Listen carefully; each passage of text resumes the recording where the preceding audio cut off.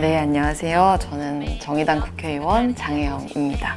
국회에서 차별금지법과 다양한 법안들을 대표받고 있습니다. 안녕하세요. 저는 싱어송라이터이자 영화 감독하고 있는 신승은이라고 합니다. 저는 다큐멘터리를 주로 제작을 하고 있는 강유가람이라고 하고요. 영희야 놀자라는 팀에서 다큐멘터리 제작 시작했고 지금 만든 지 한 10년 좀 넘었어요. 네. 저는 서한영교라고 합니다. 20살이 되면서부터 제 스스로 이 서한영교라는 이름을 스스로 선물하고 아이를 돌보면서 시각장애인 아내와 함께 지내고 있는 서한영교라고 합니다. 반갑습니다.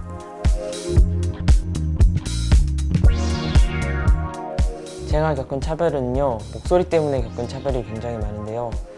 일반적으로 여성한테 기대하는 목소리가 아니다 보니까 택시 같은 데서도 남자냐 여자냐 목소리를 듣고 나서부터 외모를 검열을 하시더라고요. 성별을 쉽게 판단하고 싶어 하시니까 눈으로 이곳저곳을 훑으신다든지 그런 차별이 굉장히 많았습니다. 일단 대표적으로는 이런 인터뷰를 할 때 늘 여성으로서? 라는 질문을 받는 것이 가장 대표적인 차별이라고 할 수 있는 것 같아요. 그러니까 여성의 대표이거나 여성 청년의 대표로는 호명되지만 약간 시민 일반의 대표로는 호명하지 않는 것, 그게 특히나 이렇게 정치 영역에 있어서 여성들이 겪게 되는 차별을 좀 단적으로 보여주는 것 같아요. 제가 초등학교 6학년 때였던 것 같은데 그때 부반장을 했었거든요. 근데 그때 선생님이 부반장은 선생님의 커피를 항상 아침에 타라 이걸 시켰었어요. 부반장이고 여자애라는 이유로 그렇게 했던 게 그 당시에는 그냥 감정적으로 싫었는데 좀 나이 들고 나서 생각해 보니까 굉장히 차별적인 어떤 그런 상황이었던 것 같아서 그게 문제제기하지 못했던 그 어린 시절의 제가 갑자기 좀 떠오르는 것 같아요. 그러니까 약간 그 십자가에 매달리는 느낌으로 지난 한 2년 정도를 보냈던 것 같아요. 제가 어떤 말을 하든지 기승전 쟤는 페미니스트니까 나빠 라고 하는 프레임 안에서 허우적거리게 될 걸 알면서도 누군가는 그 얘기를 해야 하기 때문에 계속 그 자리에 가서 이것은 성평등이라는 가치를 훼손하는 일이고 이건 문제다 라고 얘기해야 되는 것, 그런 괴로움을 계속 겪어야 하는가 라는 질문 앞에 서는 게 사실 이렇게 페미니스트로서 공개적으로 활동할 때 겪게 되는 새로운 종류의 차별인 것 같아요. 제법 많이 받았던 질문인 것 같아요. 혹시 게이세요? 남자처럼 안 보이는 거죠. 전형적인, 그네들이 생각하고 있는 이 어떤 전형적인 남성성을 가지고 있지 않고 저는 이게 굉장히 혐오 문화를 바탕으로 하고 있는 되게 무의식적인 질문이라는 생각도 한편으로 또 들기도 하거든요. 그래서 끊임없이 그러니까 어떤 소수성을 가지고 있는 것을 누군가들이 계속 확인시켜주는, 남성들 사이에서도 굉장히 어떤 소수적 남성이라는 체감을 하며 지내고 있습니다. 사실 이제 페미니스트로서 정체화하기 전에 나는 저런 정도는 아니라서 페미니스트는 아니야 라고 생각했던 적 저도 있었던 것 같거든요. 모든 면에서 다 정치적으로 올바른 발언을 해야 되고 굉장히 논리적이고 똑똑하게 자기 얘기를 할 수 있어야 되고 막 그런 생각을 너무 많이 했었는데 그런 압박이 저한테도 확실히 있어서 발언을 하거나 뭔가 SNS를 쓰거나 그럴 때 되게 조심스러워지는 게 분명히 있는 것 같아요. 네. 그리고 개봉했을 때 어떤 인터넷 사이트에 이렇게 좌표 찍혀가지고 엄청 공격당한 적도 있고 그래가지고 그런 게 좀 저한테도 좀 두려움이긴 한 것 같아요. 네이버 온스테이지를 촬영했는데 거기에 댓글로 바로 달리더라고요. 페미니아 맞기 때문에 할 말이 없어서 그냥 넘어가고요. 퀴어냐 이런 말에는 그러죠. 그러면 나홍진은 살인마인가요? 좀비 영화 찍는 감독님들은 다 좀비신가요? 그런 식으로 대처하고는 하는데 순간적으로 말문이 턱 막힐 때가 있죠. 그 사람이 정말 해맑은 얼굴로 물어볼 때가 있거든요. 감독님 퀴어 영화 찍으셨는데 퀴어세요? 이렇게 신 거죠? 약간 이렇게 물어보실 때가 있어서 그럴 때는 좀 당황스럽습니다.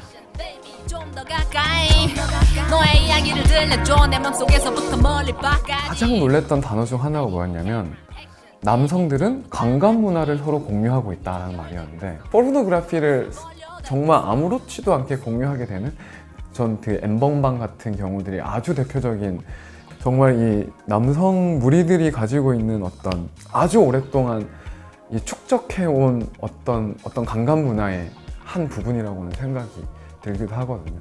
근데 이 강간 문화가 저는 이 나름의 하나의 문화로서 이게 형성될 수 있었던 것은 저는 기본적으로 이 혐오의 문화에 남성들이 아주 오랫동안 저는 길들여져 왔다고 생각해요. 그래서 이 어떤 구조적인 그리고 아주 오랫동안 무의식적으로 학습되어 온 어떤 문화적인 자장력 안에서 저도 아주 오랫동안 커왔고, 그래서 제가 페미니스트라고 불리는 거에 대해서 저는, 그러니까 제 스스로 말하는 거에 대해서 끊임없이 망설이게 되는 지점들이 있어요. 저는 이제 좀 가정 내에서 좀 위계와 폭력 아래에서 뭐 지냈었는데요. 이게 제1일 때는 아무 문제인지 모르고 살았어요. 정말 해맑게 살다가 고등학교 때 되게 저랑 비슷한 환경에 있는 친구가 갑자기 자기 얘기를 하는데 제가 살고 있는 환경하고 너무 비슷한 거예요. 근데 갑자기 그때 화가 너무 나더라고요. 다른 사람이 겪은 또 얘기를 들으면서 좀 나의 상처를 많이 되돌아보게 됐고요. 그러면서 창작을 할 때도 좀 이런 얘기들을 집중적으로 다루고 싶다. 그래서 제 창작물에는 거의 아버지가 거의 안 나오거든요. 엄청 짧게 등장하는데 아니면 부정적인 이미지로 나온다든지 그런 걸 좀 반영하고 싶었습니다. 그러니까 저 대학교 다닐 때에도 그러니까 학내에서 페미니즘적인 방식으로 끊임없이 학내에서 그리고 사회에서 일어나는 일들을 해석하는 사람들이 있었고, 그때는 저는 그 목소리에 귀를 기울이진 않았어요.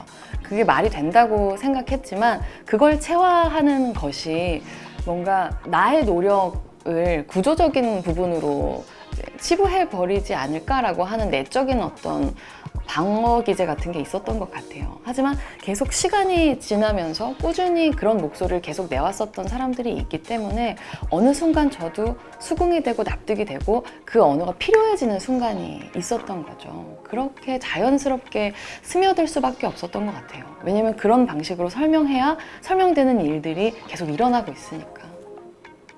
뭐 지금은 어렵지만 언젠가는 희망으로 꼭 한국뿐만이 아니라 그러니까 서구에서도 여성운동의 역사가 사실은 뭐 100년 조금 남짓이잖아요. 그래서 갈 길이 아직은 멀기는 하지만 그럼에도 불구하고 뭐 희망을 놓을 수는 없는 것 같아요. 뭐 학교 안에서 있었던 제가 아까 말씀드렸던 초등학교에서의 그런 일 같은 게 지금 일어난다고 생각하면 난리 날 거잖아요, 사실은. 그런 면에서의 약간 변화는 좀 더디지만 뭐 일어나고는 있는 것 같고 그런 식으로 조금씩 변화하고 있다고 생각하고 싶어요.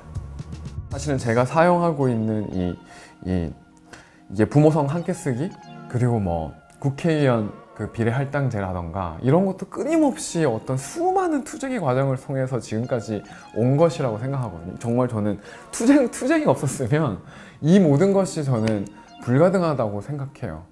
이 투쟁을 멈추지 않는다면, 이 투쟁이 계속된다면 저는 성평등한 사회는 도래할 수밖에 없다. 믿죠. 그런데 그게 어떤 모습일 거냐에 대해서는 모든 사람이 조금도 성차별을 하지 않는 세상 이런 건 아닐 거라고 생각해요. 왜냐면은 차별은 사실 사고방식이잖아요. 그래서 어떤 종류의 한번 세상에 있었던 사고방식 자체가 완전히 사라지는 일 같은 건 없겠죠. 하지만 여전히 여성에 대한 차별적인 사고방식을 갖고 있는 사람들이 있다 하더라도 그 차별에 대부분의 사람들이 그거는 동의하지 않아. 그리고 맞서 싸워야 해 라고 생각한다면 저는 그런 일들이 일어나지 않도록 만들 수 있다고 믿거든요. 그래서 성차별에 반대하고 함께 연대하고 싸우는 사람들이 아주 많은 세상, 이게 제가 생각하는 성평등한 세상이에요. 완전 무결한 성평등한 사회를 기대한다기보다는 그래도 조금 더 나아지는 거, 조금 더 나아져서 덜 차별받는 거, 네, 그런 세상은 오지 않을까. 지금도 많은 것이 달라졌잖아요. 옛날하고 비교해보면 저희가 이렇게 인터뷰도 할 수 있고 카메라도 잡으실 수 있고, 네. 요새 풋살을 하는데 너무 덥거든요. 그래서 우통을 벗고 풋살을 할 수 있는 그런 세상이 오면 좋겠습니다.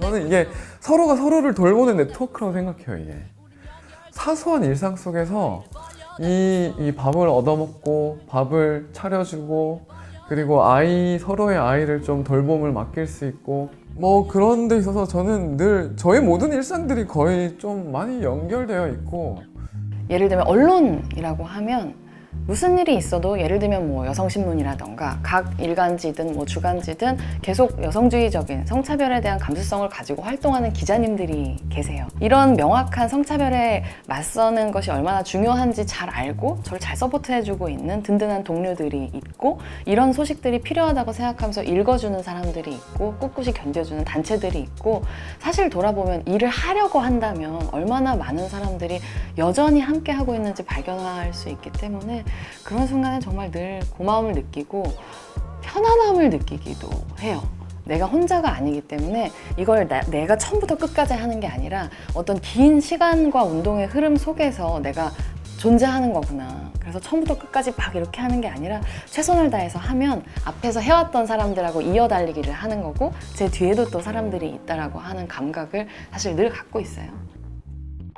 제가 이제 뭐 영화계에서 일을 하고 있으니까 다른 페미니스트들이 해온 어떤 활동들 때문에 내가 좀 더 영화 환경에서 혜택을 받을 수 있구나 이런 것들을 느낄 때도 있거든요. 뭐 예를 들어서 같이 이제 동료이기도 한 남순아 감독님이 스태프들한테 성평등 교육 받는 그런 것들을 하자라고 해서 그게 굉장히 이제 이슈가 많이 됐었는데 이제는 되게 그런 것들이 좀 보편적인 방식으로 되고 뭔가 앞서서 누가 말을 했기 때문에 저도 제 영화 현장에서 그런 걸 할 수 있는 거잖아요, 앞으로.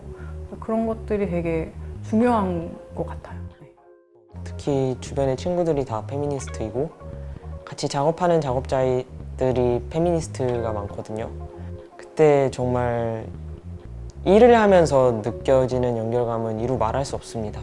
내가 많은 거를 설명하지 않아도 되고 그래서 이렇게 했습니다라고 설명하지 않아도 많은 거를 서로 공유하고 있고 서로 현장에서 좀 불미스러운 일이 일어났을 때 다 같이 이렇게 반발할 수 있고 내가 화를 내도 괜찮은 분위기 그런 게 조성이 되어 있기 때문에 너무 좋습니다.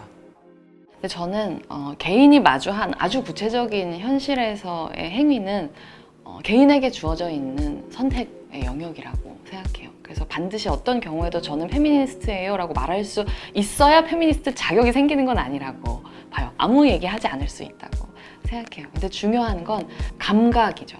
그렇게 말할 수 없는 상황에 대한 부당함에 대한 감각을 유지하는 거. 그리고 계속 그 고민을 가지고 있다 보면 분명히 어느 순간에는 행동해야 할 때 행동할 수 있을 거라고 생각해요. 그게 가장 중요하다고 봐요, 저는. 하지만 함께 목소리 내서 싸우는 사람이 많을 때 뭔가가 변하는 건 또 다른 진리인 것 같아요. 제가 왜 계속 연대하는 곳에 목소리를 내고 하냐면 우리는 힘을 모아야 되기 때문에 당연히 그래야 하기 때문에 그러지 않으면 너무 사각지대에 가려지는 분들이 너무 많기 때문에 그리고 저도 여성으로서 어떤 사각지대에 놓여 있다고 생각하기 때문에 충분히 제가 목소리를 내므로써 뭐 다른 분들한테만 뭐 득되는 것도 아니고요. 저한테만 득되는 것도 아니라고 생각합니다. 모두가 다 잘 살기 위해서 하는 거기 때문에 해야 한다고 생각합니다. 근데 저는 이게 연대가 없으면 저는 아예 불가능하다고 생각해요. 연대는 필요 조건이 아니라 이 필수 조건이거든요.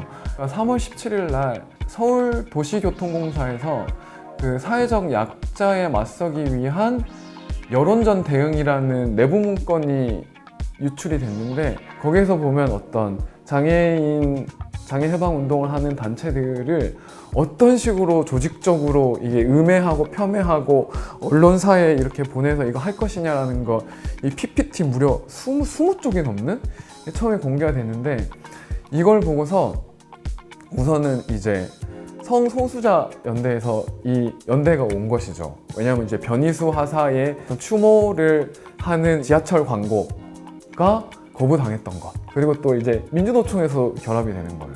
되게 다양한 연대들이 결합되고 이 현장에 있는 거 보면서 되게 와, 이거는 정말 필수적인 거구나.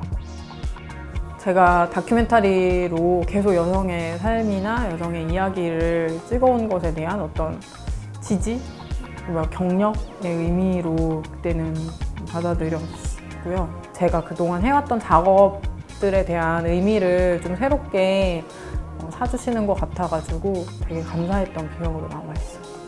어쨌든 수상 경력이라는 거는 그 커리어에서 되게 중요한 거니까 저한테는 되게 의미가 있었고요. 그리고 이 상을 받았다는 것이 또 어떻게 보면은 페미니스트들한테 조금 더 인정받은 느낌도 좀 있었던 것 같아요. 그래서 페미니스트 운동 하시는 선배들이나 뭐 그런 분들한테도 이 상을 받았다라고 하시면 더 뭐 격려해 주시기도 하고, 그래서 실질적으로 그런 기회로 뭐 상영회가 더 연결되기도 하고, 어떤 일 같은 것도 제안이 들어오기도 하고, 실질적인 도움이 엄청 됩니다.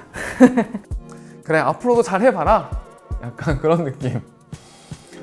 격려받는다는 생각이 좀 사실 전 좀 컸어요. 전 사실 이 활동하면서 격려받은 적이 별로 없어요. 그러면서도 이제 끊임없이 지향해왔던 그런 나날들이 있었고, 실제로 제가 이 상을 받고 나서 뭐 방송국에서도 연락이 제법 없고, 뭐 신문 인터뷰도 마찬가지고, 뭐 잡지사도 그렇고, 많은 곳에서 불러주시고 알아봐 주시고 변하는 게 좀 컸어요. 이 상 받고 나서. 아무래도 소수자 약자 관련된 영화를 찍었었고 작품을 했었고 연대 공연을 많이 해가지고 주신 것 아닐까 그렇게 생각합니다.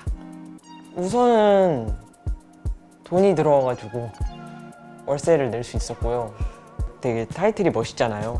신진 여성문화예술인상을, 성평등과 문화가 다 들어가 있는 그런 상을 받는다는 게 의미가 굉장히 컸고, 뭔가 내가 잘 살고 있구나 하는 느낌? 그런 느낌을 받았습니다. 그럼 명백하게 성평등 내지는 성차별에 대한 이슈들의 목소리를 소셜미디어를 통해서 내오기도 했지만, 이제 제가 주로 하는 작업이 늘 그런 메시지는 아니었기 때문에 이제 일단 그런 메시지를 내는 전방위적인 여성들이 좀 많아지기를, 더 풍부해지기를 바라는 마음이지 않으셨을까라는 생각을 짐작해 봅니다. 상을 받는다는 게 특히 이렇게 양성평등 문화상처럼 의미 있는 상을 받는 거는 하나의 화두가 되는 것 같아요. 그러니까 그 가치를 잘 지키고 있는 사람들의 대열에 합류하는 거기 때문에 어떤 책임감 같은 게 생기는 거죠. 거기에 누가 되지 않고 오히려 더 그 의미가 계속 시간이 지나도 빗바래지 않을 수 있도록 이제 나의 활동을 계속 생각하게 하는 하나의 책임감?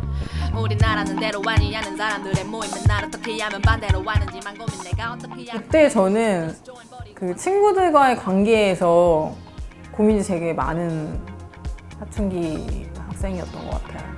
여자 친구들과의 관계나 이런 게 항상 어렵다고 생각을 했었고, 그때 페미니즘이나 이런 것들을 더 알았으면은 조금 더 서로 상처 주지 않아도 되는 어떤 것들이 있었을 텐데, 그 시기에는 그런 것들을 해석해낼 능력이 좀 없었던 것 같아서. 근데 15주년이면 되게 막 축하해야 되고 막 그런 그런 거 아니에요? 전 15살 때 완전 해맑았어요. 완전 해맑고 완전 까불이었고 남 신경 더 안 썼던 것 같아요. 중학교 3학년 때 어떤 애랑 같은 반이 됐는데 너 러닝 입고 다니는 애잖아 그러더라고요. 그래서 중학교 2학년 때 생각하면은 러닝 입고 까불거리면서 학교에 다니고 있는 제 모습이 떠오릅니다.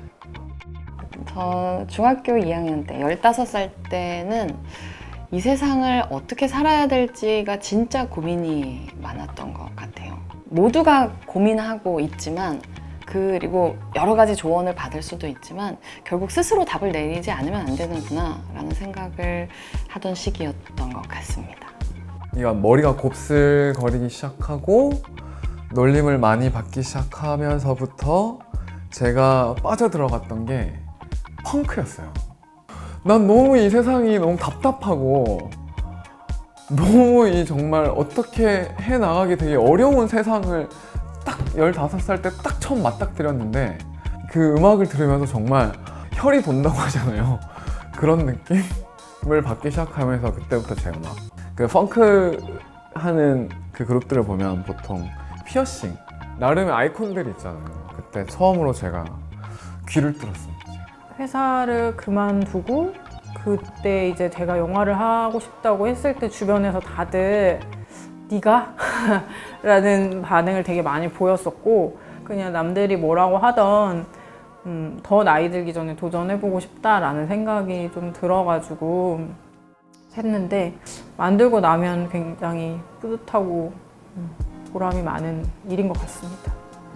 저 중학교 3학년 때인데 담임 선생님이 이유 없이 애들을 다 무릎 꿇고 책상 위에 올라가라고 했어요.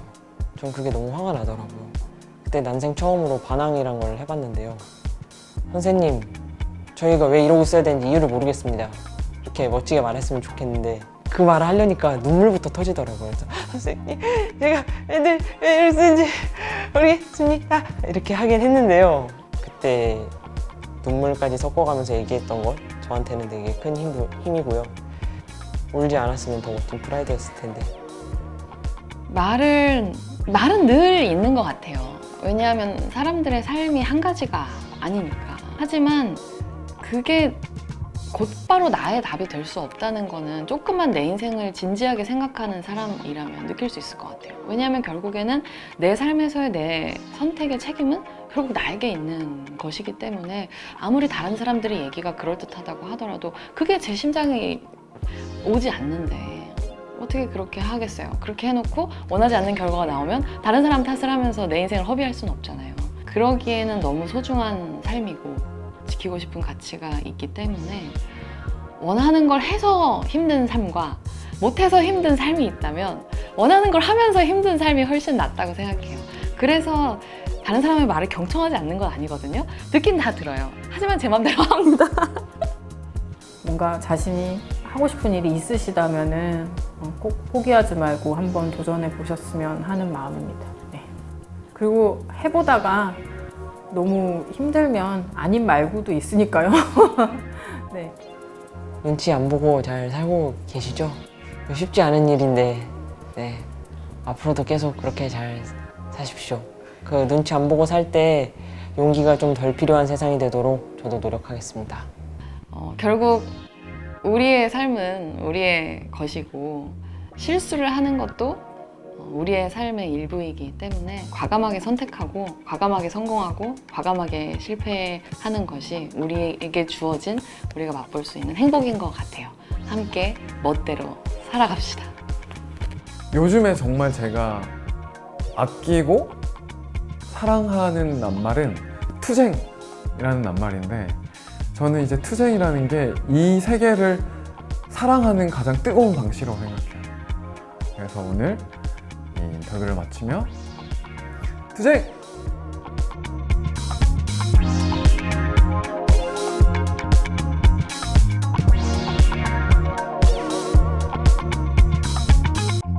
Just dance to the rhythm, dance to the rhythm, dance to the rhythm, right. Just dance to the rhythm, dance to the rhythm, dance to the rhythm, right. Just dance to the rhythm, dance to the rhythm, dance to the rhythm, right. Just dance to the rhythm, dance to the rhythm, dance to the rhythm, right. Just dance to the rhythm, dance to the rhythm, dance to the rhythm, right. Just dance to the rhythm.